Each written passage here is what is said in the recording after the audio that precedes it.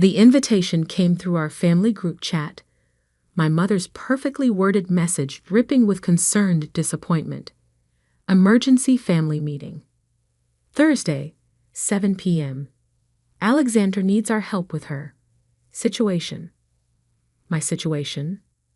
That's what they'd been calling my decision to quit my prestigious consulting job and start my own company. 2 years of subtle jabs, worried phone calls, and not-so-subtle hints about real jobs with actual benefits. I sat in my car outside my parents' colonial-style house, the same one I'd grown up in, where success was measured in Ivy League degrees and corporate titles. My sister Emma's Range Rover sat in the circular driveway, next to Dad's Mercedes and Mom's BMW. My Toyota Corolla looked decidedly out of place, exactly how they saw me these days. My phone buzzed. Another message from Marcus, my CFO. Forbes article goes live at 8 p.m. Eastern Standard Time. You ready for this? I texted back. Perfect timing.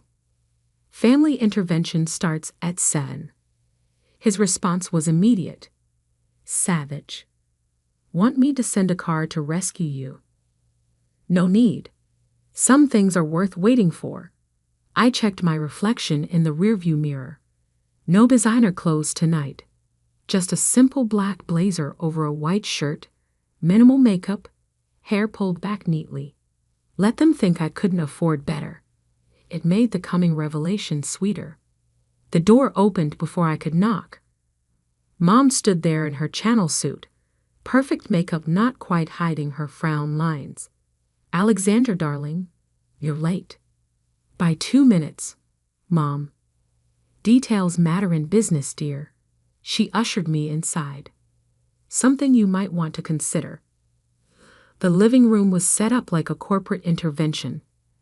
Dad in his power position by the fireplace, Emma and her husband James on the leather sofa, Mom's sister, Aunt Patricia, in the wingback chair. They'd even called in reinforcements. Ally. Emma air-kissed my cheek. Love the blazer. H&M. Thrift store, actually. I watched her try to hide her horror. Sustainable fashion. Very on trend.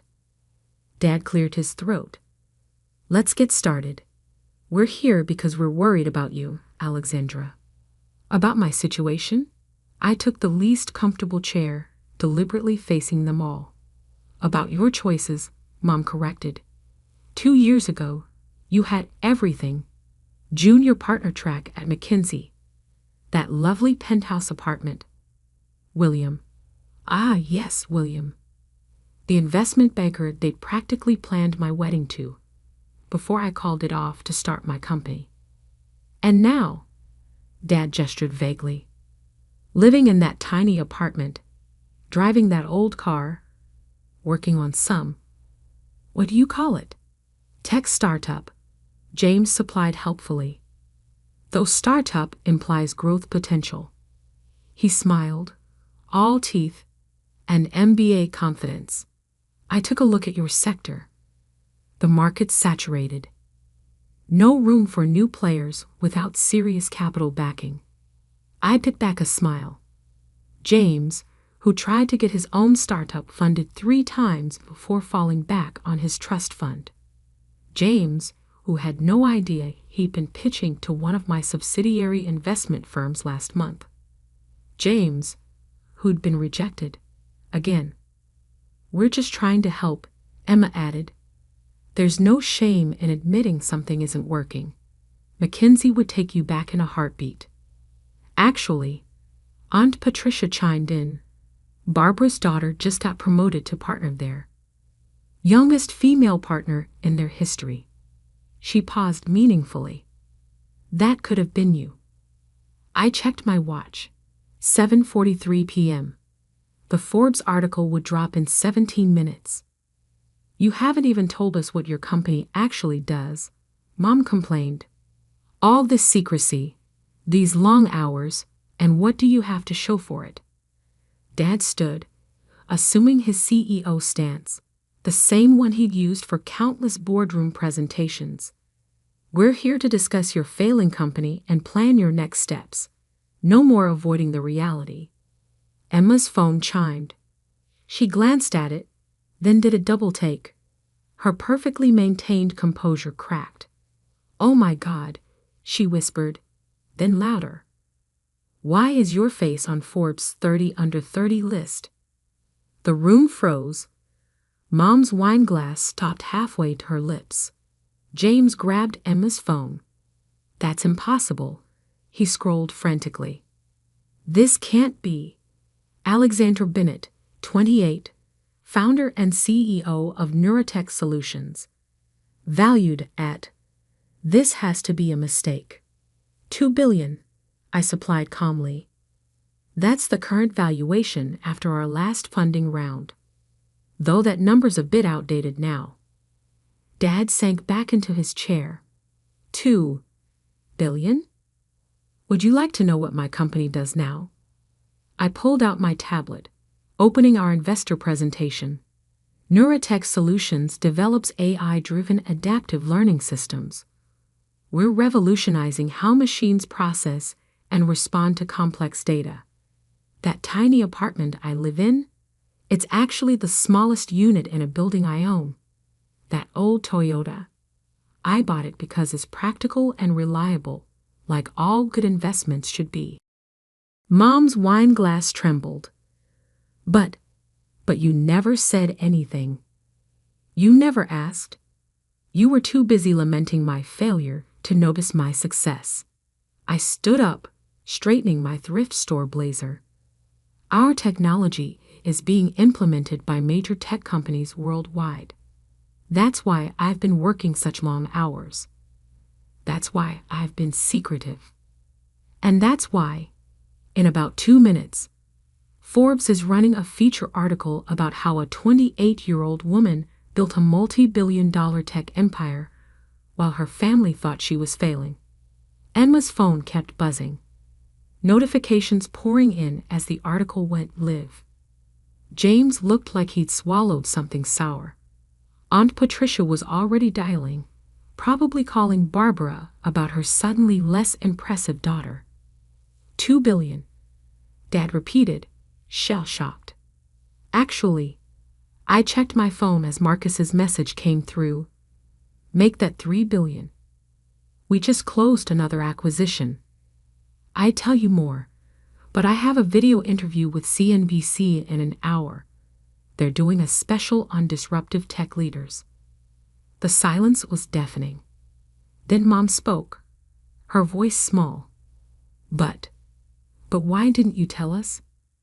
I looked around the room, at their shocked faces, their shattered assumptions, their crumbling certainty about who I was and what I could achieve.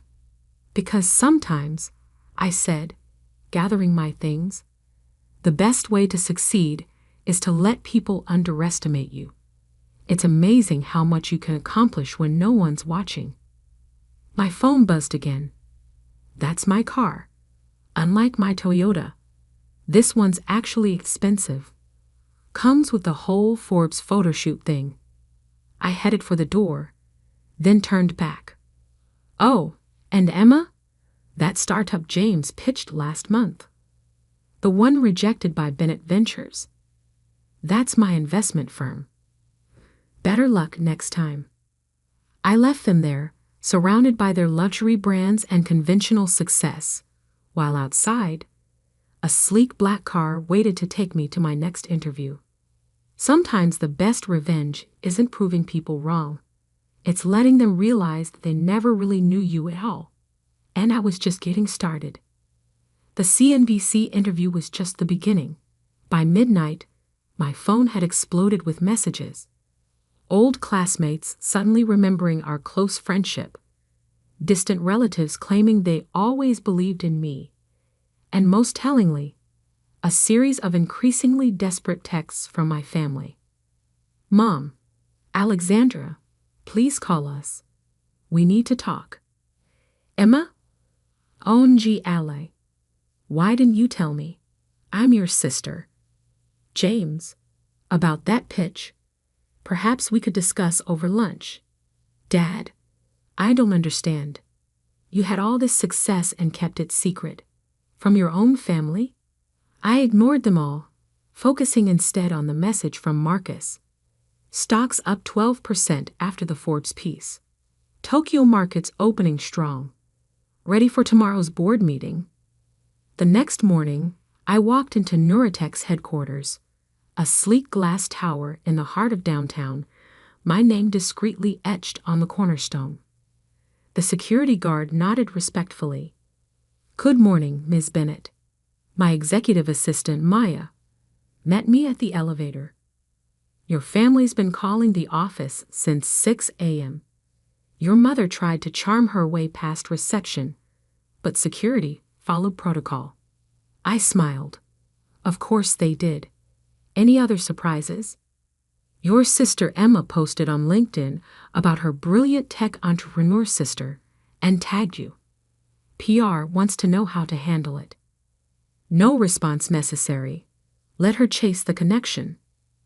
My office occupied the top floor, but I designed it to be invisible from the street. Privacy glass, minimal signage. The space inside was modern but understated. Clean lines, practical furniture, walls covered in whiteboards filled with code and complex algorithms. The morning news played silently on multiple screens. Tech wonderkind Alexandra Bennett disrupts AI market. Neuratech Solutions, the stealth giant that's revolutionizing machine learning. Young CEO built billion-dollar empire in secret. A knock at my door interrupted my news scanning. Ms. Bennett, your 9 a.m. is here. I turned, expecting my scheduled venture capital meeting. Instead, there stood William, my ex-fiancé, the investment banker my parents had never forgiven me for leaving. Alexandra, he said, attempting his old charming smile. You look successful. I look exactly the same as when you called my startup dreams cute and admirable. I stayed seated. How did you get on my calendar? He shifted uncomfortably. Your mother might have mentioned you had offices here. I thought, given our history, I cut in. You should remember that I don't appreciate people who underestimate me. I never. You said, and I quote, tech is a man's world, darling. Stick to consulting where they appreciate diversity hires. I pressed the intercom. Maya, please escort Mr. Harrison out and update security protocols. As he was led away, my actual 9 a.m. arrived. Sarah Chin, the notorious venture capitalist known for backing unicorn startups. Entertaining morning, she asked, nodding toward William's retreating figure. Just clearing out old misconceptions. I pulled up our presentation. Shall we discuss the future instead of the past? The meeting with Sarah went brilliantly, but it was just a warm-up for what came next. At noon, I had a board meeting, my first since the Forbes article dropped. The boardroom was full when I entered. Our investors, mostly older men who'd initially doubted me, now sat up straighter when I walked in. Funny how a few $1 billion changes people's posture. Before we begin, I said, taking my seat at the head of the table, let's address the elephant in the room. Yes, the Forbes article was strategic. Yes, the timing was deliberate. And no, this doesn't change anything about how we operate. Marcus, my CFO, pulled up our quarterly numbers. The growth charts looked like mountain ranges. Steep, impressive, undeniable. As you can see, I continued, our decision to operate in stealth mode while building our technology base has paid off. We're not just ahead of the market. We are the market. One of our early investors, A man who'd once suggested I bring in a more experienced CEO cleared his throat. The numbers are impressive, but the publicity changes things. Your family. My family is irrelevant to this company's operations. I pulled up another slide. What is relevant is our next move. Project Nexus. The room fell silent as I outlined our new AI architecture, technology that would make our current success look like a warm-up. Halfway through my presentation, Maya slipped me a note. Your sister's in the lobby. Says she's not leaving until you talk to her. I kept presenting, but sent a quick message to security. 5 minutes later, Emma was escorted to our smallest conference room, the one with the uncomfortable chairs.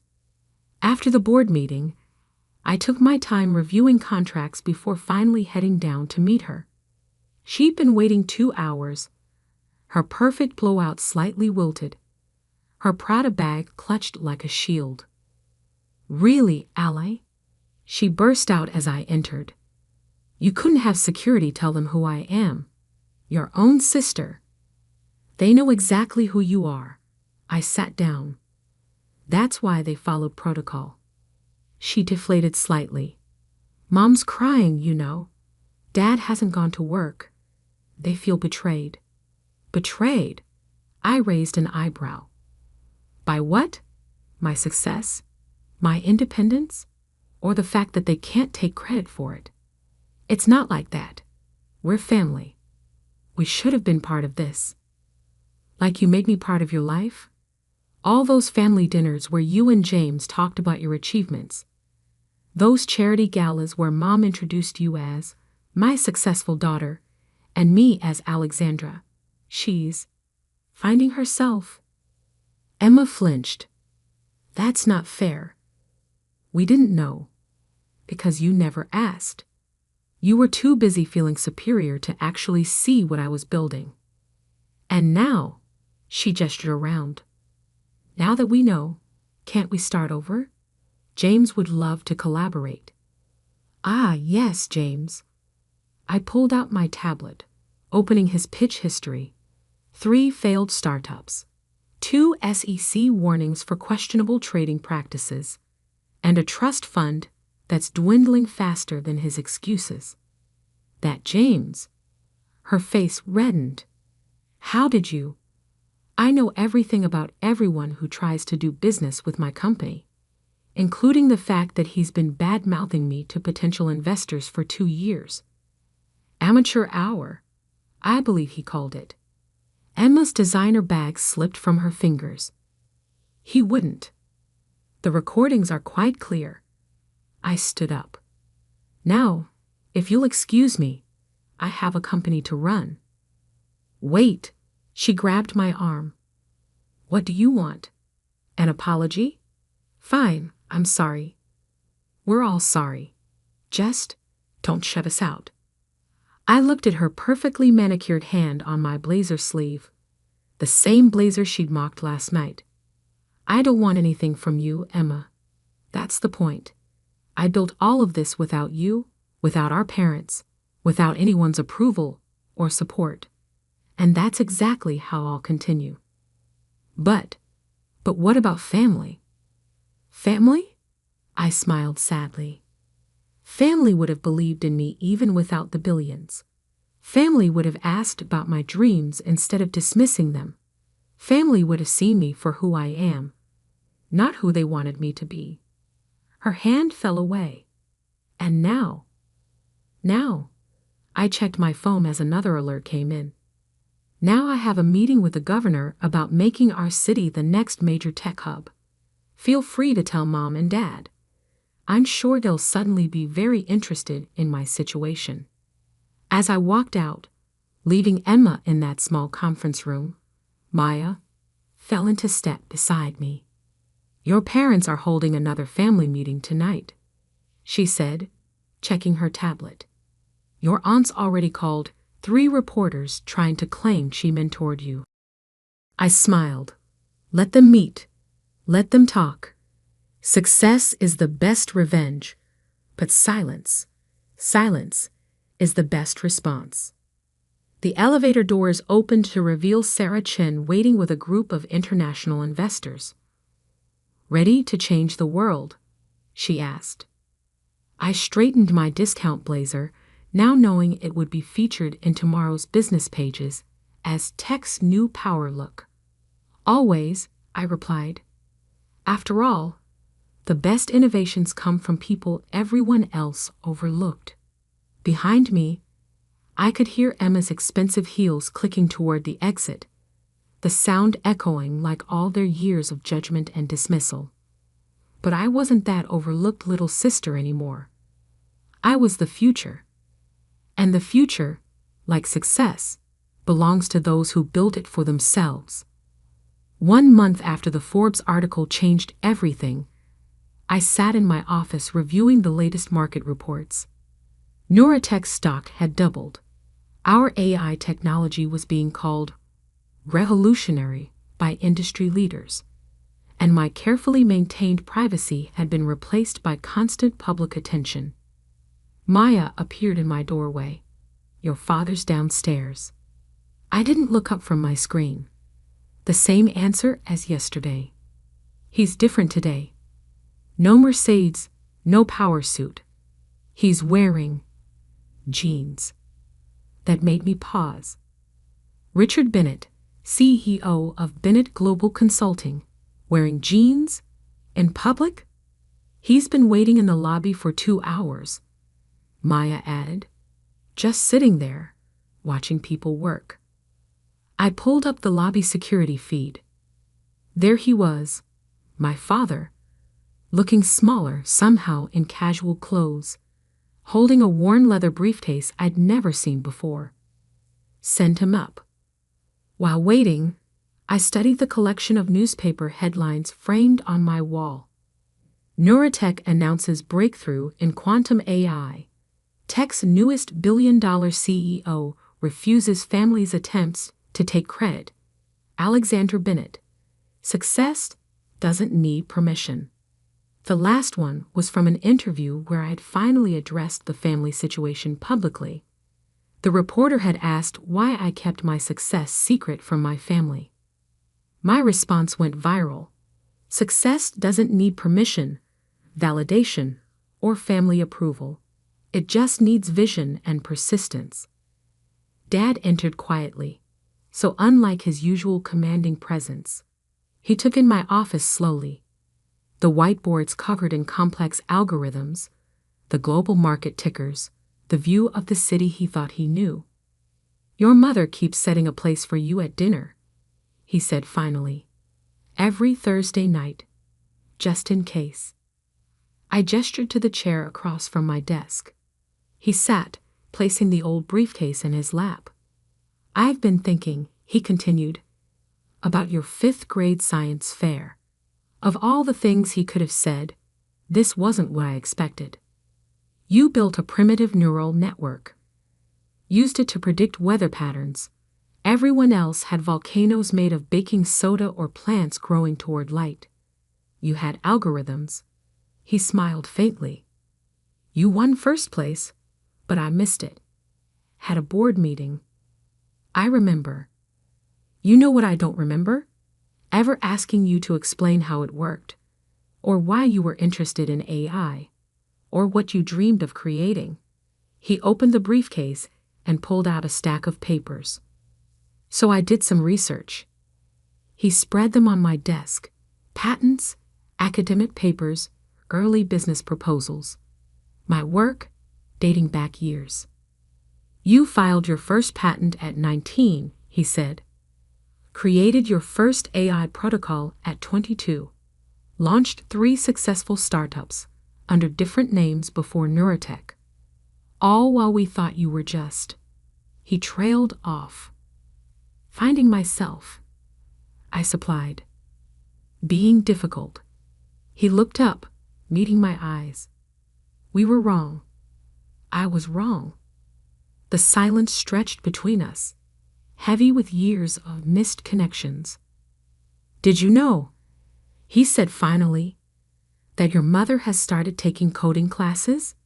Basic stuff, but she says she wants to understand what you built. Emma's been reading about AI ethics. Even James. James has been trying to pitch to my competitors. I interrupted, using his connection to me as leverage. Dad's face fell. I didn't know that. There's a lot you didn't know, didn't ask, didn't want to see. He nodded slowly. Your mother wants to host a family dinner to celebrate your success. Like the last family dinner? Were you all gathered to intervene in my situation? No. He pulled out one more paper from his briefcase, like this. It was an old photograph. Me at that 5th grade science fair, standing proudly next to my neural network display. Small, serious, and absolutely certain about my path. When did we stop seeing you? He asked quietly. When did we replace pride with judgment? I studied the photo, remembering that day. The excitement of creation, the joy of making something new. The disappointment when my parents missed the ceremony. You know, I said, that project predicted weather patterns with 76% accuracy. Pretty impressive for a 5th grader. Want to know what Neurotech's current accuracy rate is? He looked up, interested despite himself. What is it? 99.997%. I turned my monitor around, showing him our latest test results. We're not just predicting weather anymore. We're modeling climate changes, market trends, population movements. We're helping governments prepare for natural disasters before they happen. Helping businesses adapt to changes before they hit. Saving lives, Dad. For the first time, I saw real understanding dawn in his eyes. Not just of the money or success, but of what I'd actually built. Show me, he said softly. Help me understand. I hesitated. Then I stood up and walked to the largest whiteboard. It starts with a basic neural pathway. I began drawing. But then we added quantum processing. For the next hour, I explained my life's work to my father. He asked questions, good ones, showing he'd done real research. When I finished, he was silent for a long moment. I have another confession, he said finally. Bennett Global is struggling. The old consulting model isn't working anymore. Companies want AI integration, predictive analytics. I know, I said. Your stock dropped 40% last quarter. He laughed suddenly. Of course you know. You probably knew before I did. He straightened in his chair. I'm not here to ask for help, or money, or connections. I'm here to say I'm proud of you. Not because you're successful, but because you had the courage to build something revolutionary while we were all too blind to see it. I walked to the window, looking out at the city where I'd built my empire in secret. The next family dinner, I said slowly. What if we held it here? Here? In my building. I'll give them a tour first. Show them what I actually do. No more assumptions, no more judgments. Just reality. They'd like that, he said. Then carefully. I'd like that. One condition. I turned back to face him. Everyone comes on their own merits. No plus ones. James isn't welcome. He nodded. Understood. Emma's? Figuring that out anyway. His latest investment scheme cost them heavily. I know. I bought their debt last week. Through a subsidiary. His eyebrows rose. You did? Why? Because Emma's still my sister. She needs to clean up her own mess. But I won't let her drown. I sat back down. Family is complicated. Success doesn't fix that. It just gives you the power to set better boundaries. Dad stood, gathering his briefcase. Thursday at 7? Thursday at 7. Tell Mom to wear comfortable shoes. It's a big building. At the door, he paused. That article quote, about success not needing permission. I'm framing it from my office to remind me what real leadership looks like. After he left, Maya brought in my afternoon schedule and a fresh coffee. Your mother's already called 3 times about Thursday, she said. And Emma sent flowers. Donate the flowers, I replied. And Maya, clear my Thursday evening schedule. It's time to show my family what I really built. That night, working late as usual, I added one more framed article to my wall. Tech CEO redefines family business. Success is the best teacher. Below it, I hung that old science fair photo. The little girl with big dreams who became the woman who changed the tech world. Sometimes the hardest part of success isn't building an empire. It's teaching others to see you for who you've become, not who they assumed you'd be. And as I looked out over my city, watching the lights twinkle in buildings where my technology was already at work, I smiled. Thursday would be interesting. But this time, I wouldn't be the one proving anything. I'd already done that. Now it was their turn to learn.